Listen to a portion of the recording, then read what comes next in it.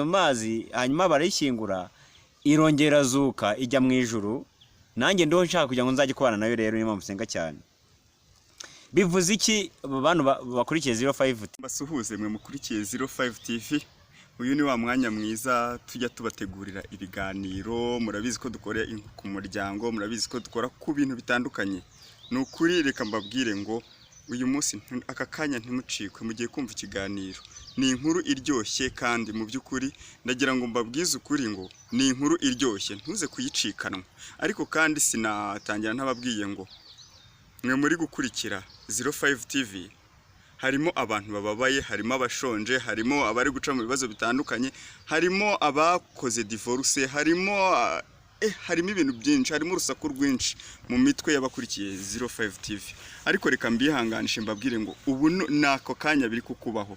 Ihangane, ndahamya neza yuko ejo ntago bizaba biri kubabazwa ku kigero cy'uri haka kanya. Ndabasabye ngo mwihangane. Tukiraho rero reka nakire umutumirwa wacu abagezeho ikiganiro. Kwanza ariko abanze anabibwira. Murakoze, nitwa Nawiheba Jean de Dieu, abenshi banzi nka Jado w'Imana cyangwa se Gati k'Imana, bitewe nuko Imana yagiye inyita izina mu buryo butandukanye, ariko cyane abantu dusengana banzi nka Jado. Ndibereye hano rero mu ishyamba ry'Uwiteka mu busitani bwiza bw'Imana. Suhuje cyane abakurikiranye 05 TV. Tugiye kuganira ku nkuru ntoya rwose abantu twese tuzi, ivuga ngo Yesu ararira. Kubera iki arira? Se kubera iki Yohana yavuze ko arira? Ndagira ngo basangize iyo nkuru ya Yesu ararira, uyumve nkuko nanjye nyumva, ikubera icyigisho kizima, ikubera icyigisho kigira uko kiguhindura mu mitekerereze. Mbese kuki Yesu arira magingo ngaya? Hari inkuru y'umuntu bita Paul. Mu nkuru yanjye namwise Paul, ni umuntu witwa Paul mu nkuru yanjye. Kugira ngo byumve neza, uwo muntu bita Paul yakundaga gusenga cyane. Umunsi umwe umwana yamubonaga cyane ku rusengero asenga, yiriza ubusa, atitiriza, avuga amagambo menshi, avuga amagambo yo kwinginga Imana. Hanyuma aramwegera igihe kimwe, amasengesho arangiye, aramubaza ati ko mbwira Paul, ubundi kuki ukunda gusenga? Kuki ukunda Imana ukumva buri gihe wahora mu rusengero, bimeze bite? Paul mu gusubiza uwo mwana wari urimo kumubaza atyo, aramubwira ati rero ndajya nk'inkuru ngo kera hari umugabo n'umwana we bakundaga gutembera mu bwato, ubwo ndi ku mazi birumvikana. None igihe kimwe bagiye gutembera, iyo nshuti uwo mwana abwira inshuti y'undi mwana ati dutemberane. None bageze mu bwato, bageze mu mazi rwagati, umuraba uratera uba mwinshi. Umuraba uteye ubaye mwinshi, uyu muntu utwaye ubwato abwirizwa cyangwa se ahabwa amabwirizwa yo gukiza umwana umwe muri babiri yari afite. Harimo umwana we n'umwana w'inshuti ye. Noneho aratekereza, abura neza igisubizo. Aratekereza akavuga ati nindoho umwana wanjye ndaba nihekuye. Nanone nindoho umwana wa rubanda barambaza ngo namushyizehe. Bifatwa nko kumushimuta, se bifata nko kumuzimiza. Bimucanze yatekereje akantu keza, aravuga ati ndabizi iwacu turi abakristo, njye n'umwana wanjye turakijijwe, nta kibazo dufite. Akomeza kubwira umwana ati rero nagombaga kurokora umwana umwe muri abo ngabo, kandi narabikoze. None ari nkawe wari kubigenza ute? Cyangwa se urabyumva ute imbere yo kuguha igisubizo? Uwo mwana avuga ati ngiye ndumva uwo mubyeyi yararokoye umwana we, hanyuma umwana batari bafite ihuriro cyangwa se n'isano, Paul aramureka araruhama birarangira. Ariko ntago ariko byari bimeze. Paul ati oya, uwo mugabo yaribwiye mutima we ati umwana wanjye arakijijwe, ndabizi neza ko akijijwe, azajya mu ijuru. Umuryango wacu wakijijwe, arakijijwe pe. Ndamutse munaze mu mazi akarohama kandi akijijwe, n'ubundi ku muzuko yazazuka akabana n'Imana, ubuzima akabusubirana. Ariko nindega inshuti y'umwana wanjye iyo igapfa ntizajyayo kuko idakijijwe. Ubyumve neza, ntabwo ikijijwe. Yari umwana nyine w'inshuti bisanzwe, ariko ntabwo mu buryo bwo gukizwa yari akijijwe. Nyine yari uwo hanze nyine wibereye aho ngaho. Hanyuma byagenze bite rero? Yaravuze ati reka ndakora udakijijwe, wenda azakizwa azabane n'umwana wanjye ahazaba ari igihe cyo gupfa cye cyarageze. Birumvikana ko yahise afata umwana we amujugunya mu mazi. Amujugunye mu mazi akiza wa wundi ya nshuti ye y'umuturanyi. Mu gutaha avuga ati nyine munagize ibyago, umwana wanjye aguye mazi nuko simbizi. Nuko akiza uwo mwana hapfuwe, barambuka inkuru irangira ityo. Umwana wabazaga Paul ko akunda gusenga agira amasiko cyane ati, ubwo se iyo nkuru ihuriye he n'ibyo nakubajije? Mbona ukunda gusenga, nakubajije uri kumbwira ngo ubwato, ngo kurohama, ngo mwana, ngo kumunaga amazi, ngo ndi kumurokora, nyine ibyo bihuriye no gusenga kwawe. Paul akomeza abaza umwana ati, uwo mwana uvugwa muri iyi nkuru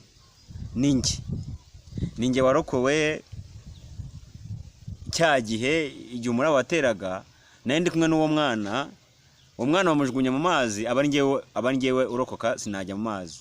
Kandi wumvishije amarangamutima y'uwo mubyeyi, yagakwiye ko yarajugunye umwana, ngiye yaranjugunye mu mazi, hanyuma umwana we bagakomezanya ubuzima. Rero icyo gihe nahawe amahirwe ya kabiri, reka mvuge ko ari aya kabiri, kuko aya mbere yo muraba wari ugiye kuyatwara, ubwato bwagiraga gutya.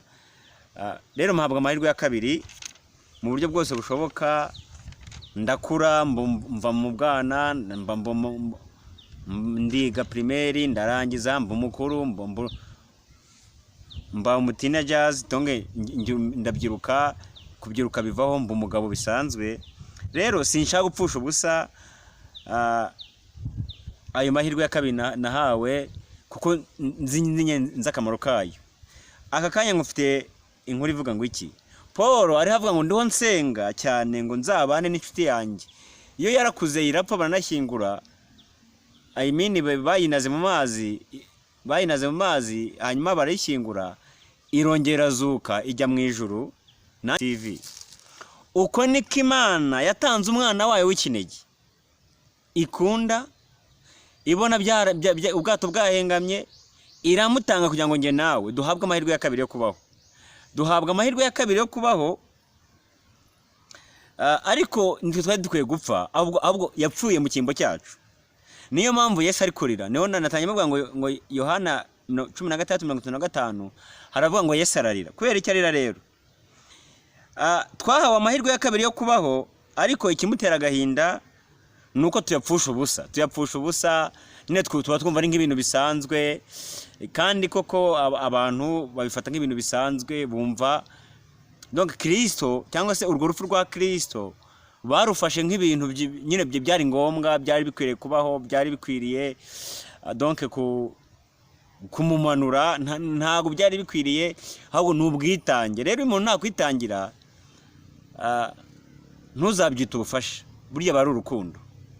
Ahantu kenshi ibintu biducangira nuko umuntu kwitangira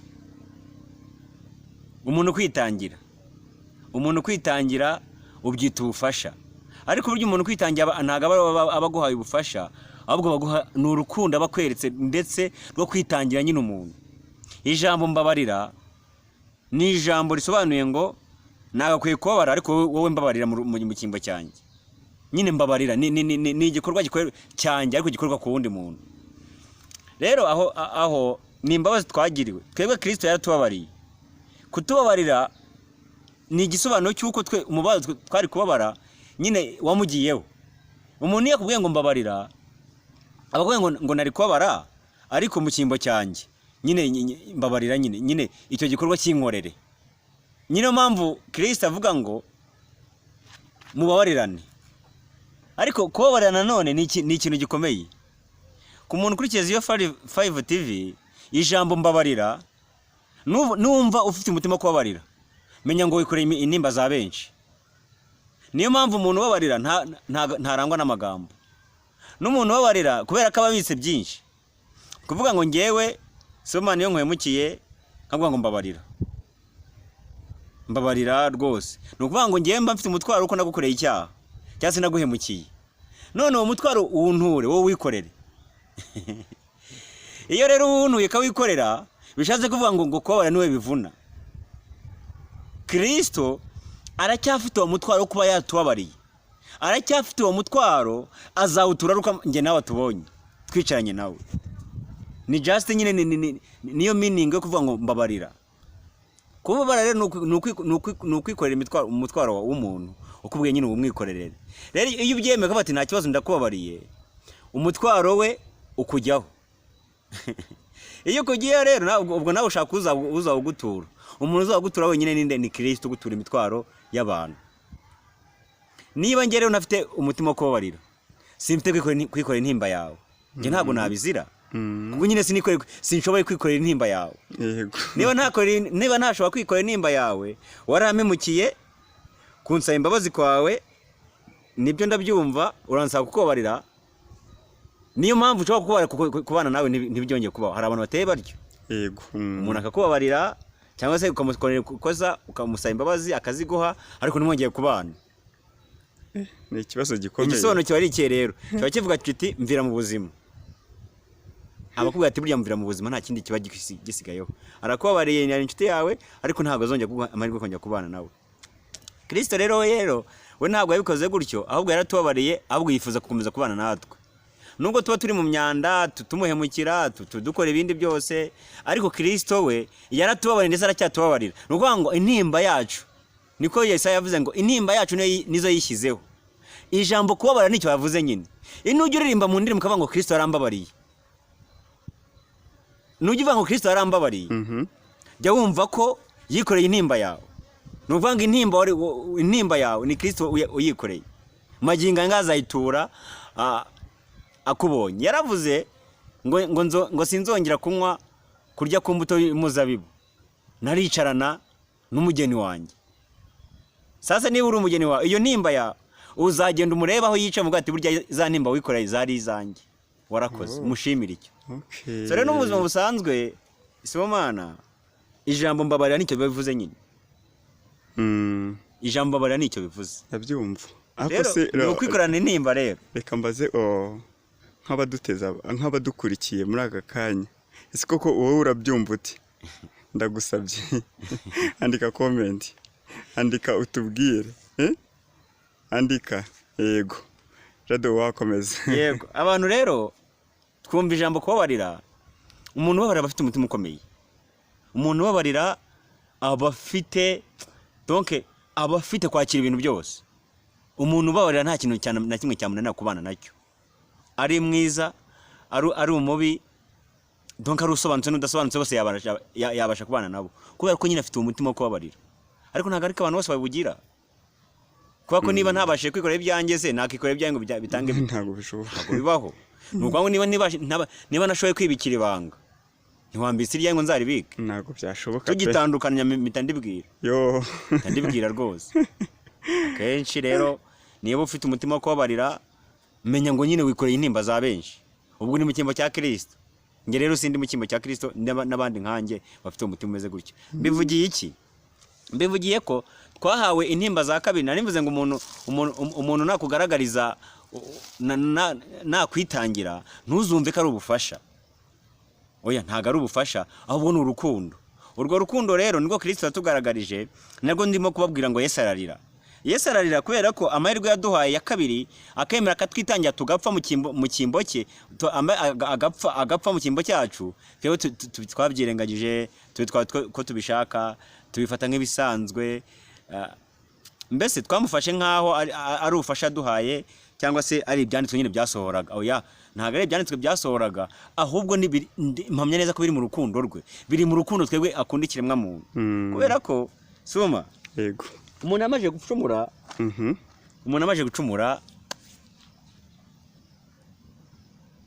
Satani arimo gutembera muri Edeni nk'uko ngaha twicaye mu busitani, abantu babiri barabireba. Yego.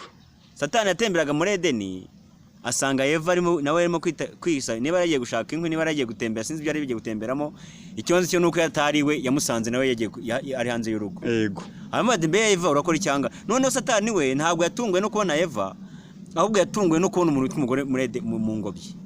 We umushinga w'Imana Satani we yarazanye n'Imana yarazi ko we muri Edeni harimo umugabo gusa kuko Imana iteranye inama yo kurema umuntu Satani we yarayirimo.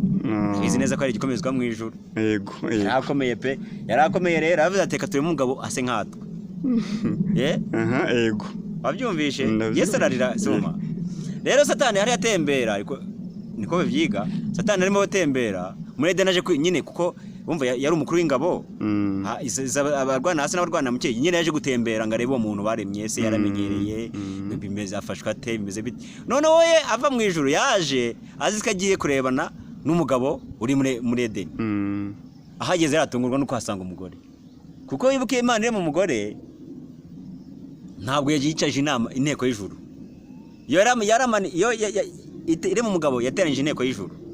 Ariko iri mu mugore ntabwo yateranyije inteko y'ijuru. Oya yo yaje gusura Adamu ngo iramwitegereza ari kure ngo irareba ikavuga ngo uyu muntu si byiza akaba wenyine. Okay yego urakibutse yego ngo uyu muntu si byiza akaba wenyine. ngo ngimurebye ngibona mutipe ngifite agahinda ari hakina n'inyamaswa zo muri Edeni n'ibindi byose n'ibisimba. Aravuga ati oya reka muremere umufashe ugize ibiki umukwiriye. Yego mu bufindo bwayo iramusinziriza ikuramo urubavu imubumbira umugore. Adamu akanguka abona hari umugore iruhande rwe. Yego ayamwita amazina yose nashaka gusubiramo ntabwo ari yo nkuru nari natangiye. Yego nyene nashaka kukwereka ukuntu Yesu ibintu akoze ntabwo ari ibyanditswe ahubwo n'urukundo rwe. Niyo bataza kubyandika we yari kubikora. Nicyo nshaka kuvuga kwa. Yego rero Satani we nawe azaje gusura umuntu baremye. Urabona nyine nk'umuntu washinze uruganda ahita yikubitira amanga. Yego hageze rero aho gutanga tungukiye ku mugabo yatungukiye ku mugore. Yego aravuga ati ibi nibibaho. Ubwo niba ari kumwe n'abamarayika byanze bikunze bari abamarayika yagumuye bari kumwe nawe kubyanze bikunze. Yego yaravuze ati ko tujya kure mu mugabo twateranyije inteko y'ijuru. Uyu mugore tukari mu mugabo usa nkatwe ufite ishusho nk'iyibiri mu ijuru. Uyu mugore yavuye none Satani abaza amakuru Eva atangira kumubaza. None ubwo uko mbyumva mu bitekerezo byanjye ndi kureba inkuru nkaho magaze ngiye wa ngaho. Byanze kunza Satani Lucifer yitwaga Lucifer ntabwo yitwaga Satani. Satani yagiswe nyuma Lucifer umwami w'umucyo. Lucifer yego umwami w'umucyo ari ryo Lucifer. Lucifer rivuga umwami w'umucyo. Okay umumarayika w'umucyo ntabwo nari nkazi. yari yitwaga umumarayika w'umucyo. Yesu we yitwa Joseph. Yego Joseph. None hari Lucifer na Joseph nkuko bafite Jennifer na Lucifer bisanzwe. Joseph bariwe Jesus hanyuma Lucifer yaje gutyo nyine nayo mazina. Naho nshaka kubyinjiramo ko hari nk'amazina y'abamarayika nka barindwi rwose dukwiriye kubameza. Harimo ba Rafaeli, ba Gabriel, ba Lucifer abo ngabo, ba Joseph aribo Kristo nero n'andi mazina menshi cyane nayabwiraho uko ibitabo bigenda biyavugaho mu buryo butandukanye. Aba Rafaeli barimo na ba Gabriel n'abandi harya n'abandi bose aho nari nkiri inyuma rwose. Yego nayo mazina y'abamarayika nka barindwi rwose bakuriye nk'abandi mu buryo butandukanye. Muri abo bamarayika rero nibo bita ngo abakuru. Hari ibizima n'abakuru. Okay yego abakuru ibyo bikuru abakuru rero nabo ngabo barindwi harimo Joseph hariho Jesus harimo Lucifer wonguwo hariho waje guhinduka mu mwami w'umucyo n'ubundi ari cyitwa umwami w'umucyo. Yego ari wabarangi bakuru baturukaho. Burya umwami w'umucyo yego abarangi w'umucyo abarangi baturuka nawe abarangi nawe ni umucyo. Umurangi nawe ni umucyo. Ni daimoni w'umucyo. Okay yego ura nibo bahagarira abandi indi myuka mibi urebye. Ntabwo byo nari mbizi. Nayo ni indi topic reka tugarukiye kuri twatiriwe tutagiye kuri. Okay hanyuma rero Lucifer we abonye umugore agira amatsiko ahindukira abamarayika avuga ati Uwiteka tujya kurema ntiyatwicaje utejye kurema umugore ataduhamagaye. None intambara iva aho ngaho.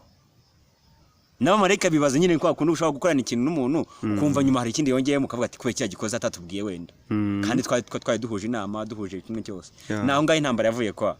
Okay nangaye intambara yavuye none satani we ajya kuganira n'umugore aramubaza se bimeze bite byavuye kuki bimeze bite biva kuki biteye biti none Eva kuki atarazi niki kijya mbere avuga ngo Imana iturema ngo yatubujije kurya ibi nibi nta nubwo yarazi igiti Imana yababujije cyari cyo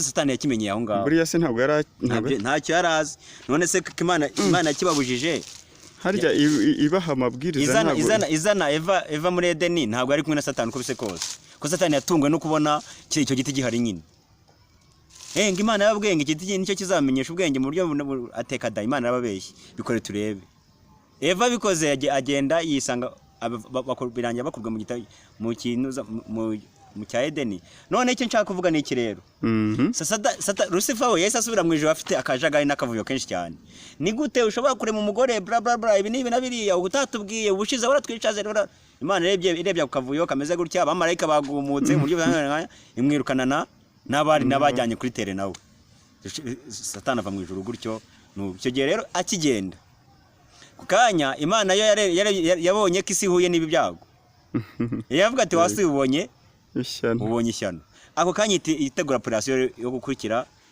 umugabo umanutse kugira ngo atarwanya umuntu Imana yari iremye yego niyo mpamvu yahise iteranya inama karundura yo mu ijuru itegura gucungura umuntu ishaka abakuru bari basigaye ishaka mu baririmbyi abakerubi n'abaserofi ishaka mu bizima ishaka abamarayika bakuru n'abatoya bose neza kugeza aho Yesu yumvishije uko bizakorwa uko bizagenda avuga ati ariko njyewe reka uyu mugabo n'ubwose ijuru baramutinyaga ntabwo abamarayika basuzuguye Imana kubera ko Imana batayikunda oya nta nubwo ibizima n'abakuru basuzuguye Imana oya satani yari atinyitse yari afite imbaraga umuntu wabashe gukomveka abamarayika bakabasha kwigumura ku Mana kandi ariyo nyiri byose nyir'ururema umuntu yari akomeye yari afite imbaraga ariko Yesu aravuga ati kama mbaya tu uyu mugabo mu maraka nari mukurikiye ni njye nyenyine ushobora kumurwanya niwe nshobora kumutinyuka kwa kundi umuntu ashobora gukora rije nawe ari yatumwe gutyo niwe Yesu niwe mukurikiye yaje amukurikiye aricyo ubundi aza atagaragara nyine agenda aca mu bihu mu nkingi z'umuriro z'Abisiraheli mu buryo butandukanye abigenda gutya arwana satani mu ntambara zimeze gutyo kugeza igihe yaje kwigaragariza avuka kwa Mariya yego iyi ni inkuru ndende zo kugeza muri Maraki neza urabona hagati ya Bibiliya amasezerano yombi harimo urupapuro rw'umweru gusa icyo twanditseho yego nacyo bifite icyo bisobanuye rero burya se yego ntabwo bapfuye kurusigamo gutyo gusa bifite icyo bisobanuye abantu kugeza 05 TV bayimenye bifite icyo bisobanuye ni indi nkuru cyangwa naho uratubwira urwo rupapuro rusobanura iki niba atari ibanga Bibiliya usanga iyo urangije Maraki ujya gutangira Matayo hari urupapuro ruri vierge donc rutagira ikintu nyambo tanditseho nimero rutanditseho ikintu ugahita warusimbuka ugahita urwana wanditse nk'isezerano rishya yego rero urupapuro rero rugeranwa nk'inyanja yo kwambuka tuva muri Kristo utagaragara noneho tujya kuri Kristo noneho ugaragara ahantu naho ubwenge bisobanura kuva muri Kristo utagaragara kuva mu itangiye kujya muri Maraki aho ngaho Kristo akorera mu bantu mu buryo utagaragara mu buryo butaziguye izuba ntabwo riri kukwica oya nta kibazo noneho iyo wambitse Maraki icyo gihe na Satani urabizi neza ko ari nabwo Yesu yahuye na Satani bo baraganira imbona nkubone baganira nk'abantu baziranye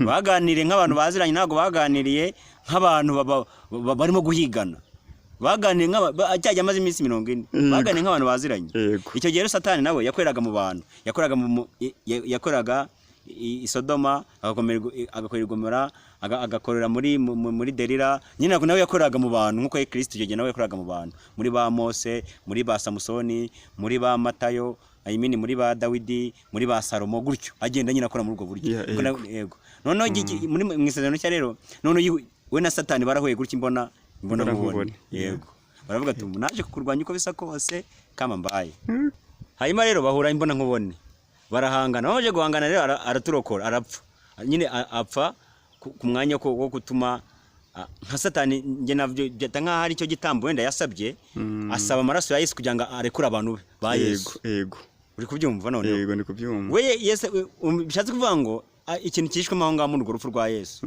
Satani ashobora kuba yarasabye Yesu nk'uko yasabye Yobu, nuko batabitubwiye. Kubera ko yasabye amaraso ya Yesu, kugira ngo kundari kuri abantu yaje guhiga. Urabizi neza ko icyaha cyazanywe no kutumvira Imana. Yego. Satani rero akoresha iyo tekinike yo kutumvira Imana kugira ngo ibyaha bigwire.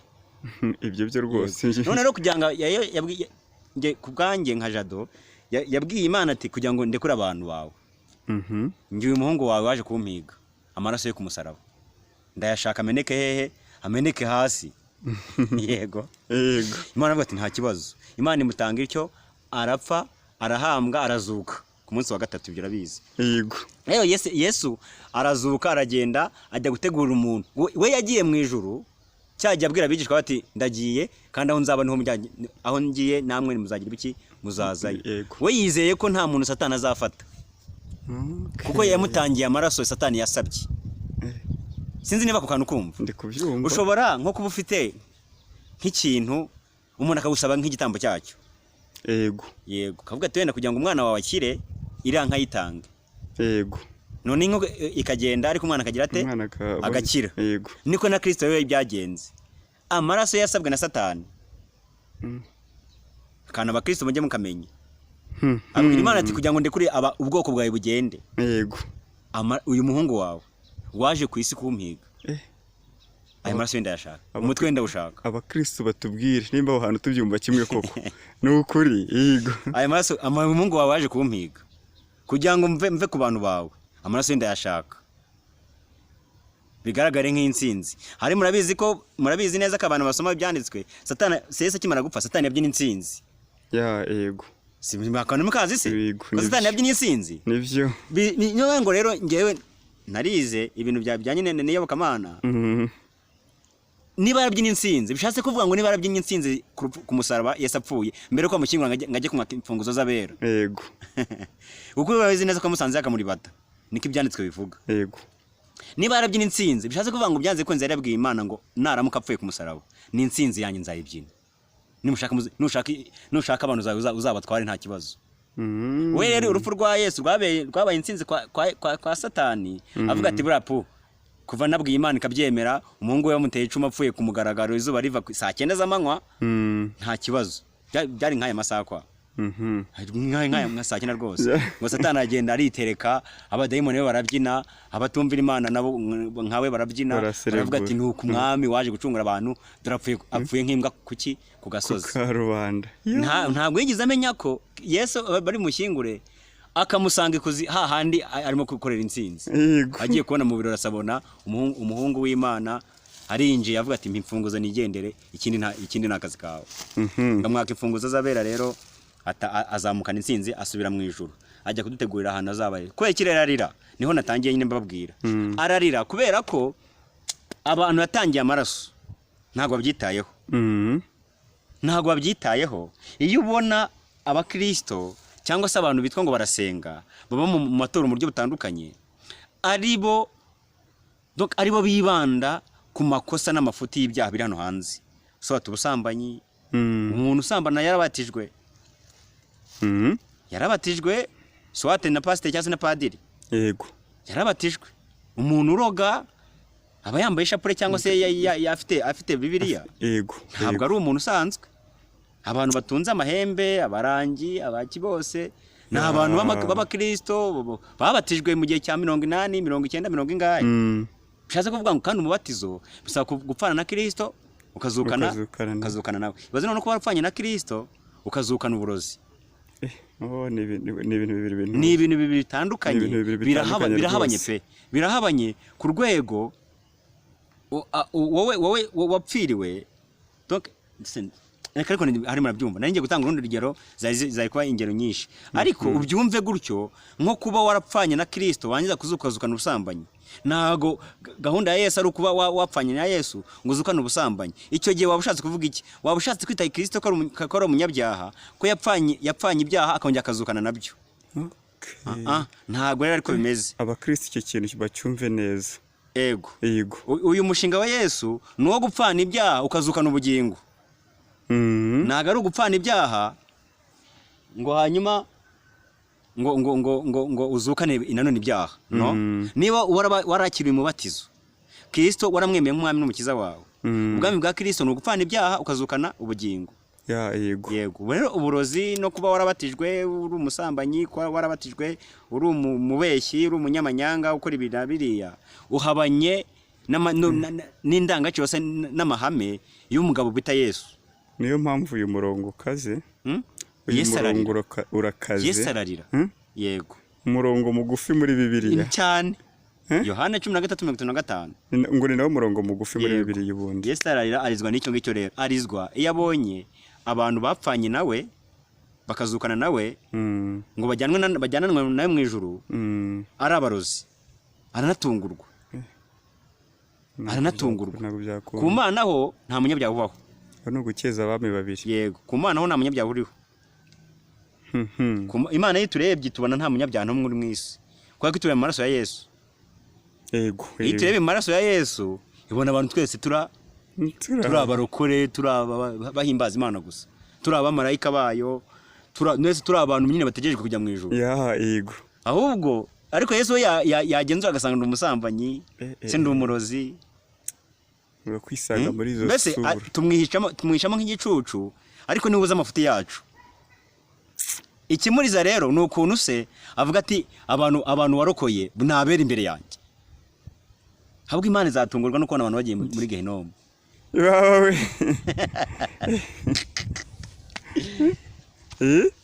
Imana izatungurwa no kubona abantu bagiye Gehinomu. Imenye izabaza Yesu ati ayo maraso ko yamenewe iki ku musaraba ntago byoroshye n'ubundi Gehinomu kuko yashyiriwe abantu banze kwihana ntago byoroshye abantu tugerageze kumva nayibaze abantu tugerageze kumva ikiriza Yesu rero nicyo ikiriza Yesu nicyo kuba abona iherezo ry'ibintu ry'isi riri hafi akabona abantu nta gahunda yo kwihana bagize ibiki bafite kandi Imana yo ikabireba ikabona twese turabera ku bw'amaraso ya Yesu.